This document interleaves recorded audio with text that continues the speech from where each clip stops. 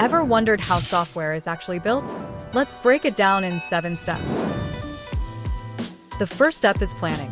This is where you set clear goals, define the scope of the project, and identify possible risks before moving forward. The second step is defining requirements. Here you gather everything the client or users need, so the software solves the right problems. Next is design. At this stage, the system structure, interface, and user flow are carefully planned out like a blueprint.